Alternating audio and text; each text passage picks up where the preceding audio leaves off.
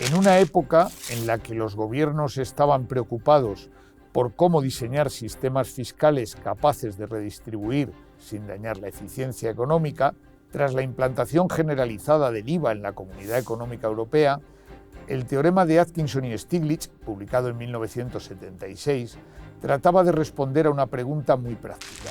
¿Cuándo conviene usar impuestos directos sobre la renta personal, como el IRPF, y cuándo gravar el consumo con impuestos indirectos, como el IVA, utilizando tipos de gravamen diferenciados por bienes? Como aportación esencial a la teoría de la imposición óptima, el teorema analiza cómo deben combinarse ambos tipos de impuestos, directos e indirectos, para redistribuir renta sin distorsionar en exceso las decisiones de consumo y trabajo. Su conclusión es clara.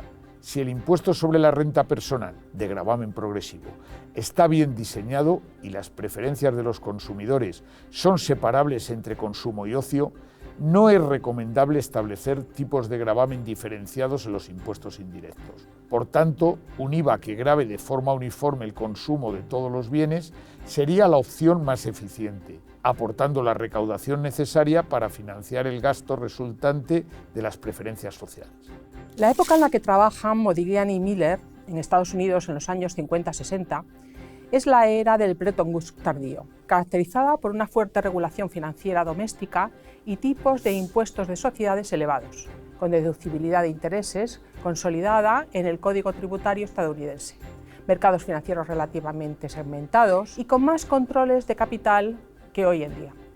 Señalar la neutralidad como benchmark y denunciar el sesgo fiscal a la deuda era, por lo tanto, el problema práctico de primer orden para la empresa, y a lo que tratan de hacer frente Modigliani y Miller. Modigliani y Miller primero estudian cómo se crea el valor en la empresa y si la deuda o el capital propio pueden aumentarlo. En el mundo ideal, la financiación es irrelevante. Si no hubiera fricciones, es decir, no existieran impuestos, ni costes de quiebra, ni información asimétrica, la forma de financiación no cambiaría el valor de la empresa. El valor lo determinan los activos y sus flujos, no como los repartimos entre deuda y acciones. Es la famosa pizza de Miller. Cortar la pizza en porciones distintas no la hace más grande. Ahora bien, cuando introducimos impuestos, la cosa cambia. Como los intereses suelen ser deducibles en el impuesto de sociedades, aparece una ventaja fiscal a favor de la deuda. Por tanto, los impuestos pasan de ser neutros a convertirse en una palanca que rompe esa irrelevancia.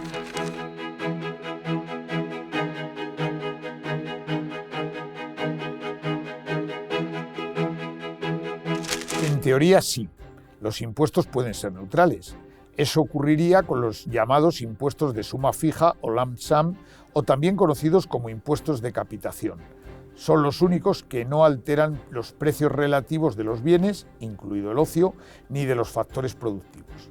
En otras palabras, estos impuestos solo tienen efecto renta, pero no efecto sustitución, de modo que no cambian las decisiones de consumo, de trabajo o de inversión. Recaudarían sin generar costes de eficiencia, lo que en economía de la imposición llamamos exceso de gravamen. Pero claro, eso es solo en el mundo ideal. En la práctica no pueden aplicarse porque exigirían que, para alcanzar los objetivos redistributivos de la sociedad, la recaudación se devolviese mediante transferencias de gasto también lump sum. Y eso requeriría conocer perfectamente la situación de cada individuo y confiar en que el Estado aplicaría ese esquema de impuestos y prestaciones de forma estable en el tiempo. En la realidad, esa información no existe y la aceptación social de esos impuestos es prácticamente nula, como mostró la rebelión social en el Reino Unido ante el poll tax implantado por el gobierno de Margaret Thatcher para financiar a los municipios, que propició su dimisión en noviembre de 1990. Por eso, el reto real no es eliminar las distorsiones, sino minimizarlas, logrando los objetivos de redistribución con el menor coste posible en términos de eficiencia. Se trata de un marco de second best en el que el diseño del sistema fiscal debe buscar el mejor compromiso posible entre equidad y eficiencia. En teoría sí, en la práctica rara vez lo son. Los impuestos neutrales son aquellos que no cambian las decisiones económicas que las personas o las empresas habrían tomado en su ausencia. Es decir, no alteran si una empresa invierte o no, si una familia ahorra o gasta, o si un trabajador decide trabajar más o menos. Modigliani y Miller colocan esa idea en el centro, en su mundo sin fricciones.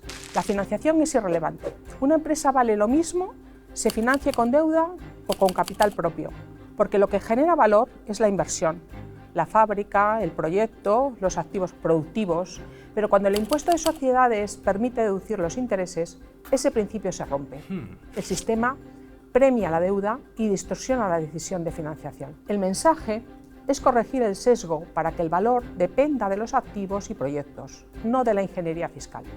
Los impuestos deben de mantener la neutralidad en la financiación y evitar que la política fiscal influya en decisiones no relacionadas con el proyecto económico de la empresa.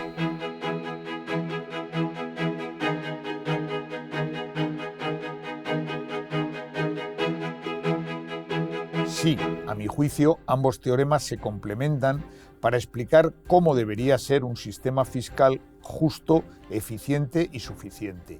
Los dos buscan lo mismo, entender cuándo y cómo los impuestos deben ser neutrales para no distorsionar las decisiones económicas.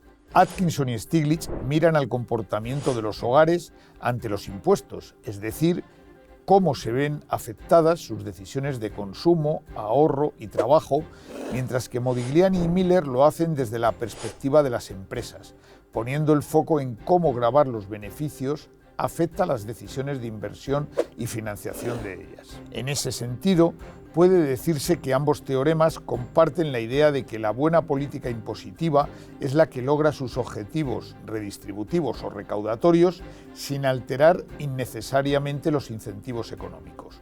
Y eso exige utilizar las figuras impositivas adecuadas.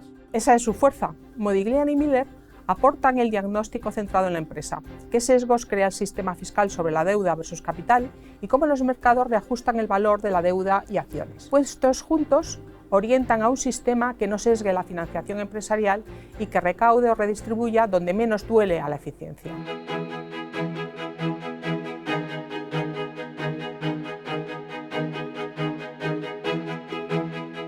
En mi opinión, sí, mucha.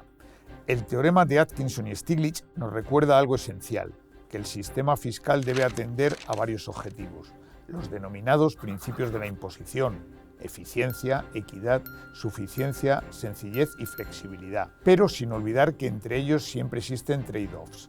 Un sistema fiscal no puede obtener simultáneamente una calificación de 10 en todos ellos. Sí, con matices en el caso del teorema de Modigliani y Miller que lo adapten al complejo mundo global actual. No obstante, los problemas que en su época detectan Modigliani y Miller siguen presentes. La deducibilidad de intereses incentiva el apalancamiento y puede agravar el riesgo financiero. De ahí que muchos países estudien instrumentos que igualen el trato entre deuda y capital propio para reducir distorsiones. Con su teorema sentaron las bases del análisis de la influencia del impuesto de sociedades en las decisiones de financiación de las empresas y la introducción de cuñas de ineficiencia en la valoración de los activos que realizan accionistas y mercados. El teorema de Modigliani y Miller nos recuerda que en un mundo sin impuestos ni fricciones, la forma de financiar una empresa con deuda o con capital no debería afectar a su valor. En la práctica, sin embargo, los sistemas fiscales favorecen la deuda al permitir la deducción de los intereses, lo que incentiva el endeudamiento y puede aumentar el riesgo financiero. Por eso, en los últimos años se han propuesto reformas como la Allowance for Corporate Equity o el Comprehensive Business Income Tax, que buscan igualar el tratamiento fiscal de la deuda y del capital para reducir estas distorsiones. El primero, reduciendo el gravamen de los beneficios distribuidos, y el segundo, limitando la deducibilidad de los intereses de la financiación ajena. Ahora bien, no son fáciles de aplicar. Suponen una transformación profunda de un modelo de imposición sobre la renta societaria con muchas décadas de arraigo y con fuertes implicaciones recaudatorias. Aún así, la enseñanza sigue siendo válida. Avanzar hacia una tributación más neutral y equilibrada puede mejorar la eficiencia, la estabilidad y la equidad del sistema fiscal. Ambos teoremas, aunque distintos, comparten una enseñanza práctica para el diseño de los sistemas fiscales. Los impuestos nunca operan en el vacío. En otras palabras, el equilibrio entre eficiencia y justicia distributiva no es una elección binaria, sino una búsqueda permanente del mejor compromiso posible, el second best, dentro de las limitaciones reales de cada economía. Esa sigue siendo, casi medio siglo después, la gran lección de Atkinson y Stiglitz, que una buena arquitectura fiscal no solo recauda, sino que ayuda a construir una sociedad más justa y sostenible.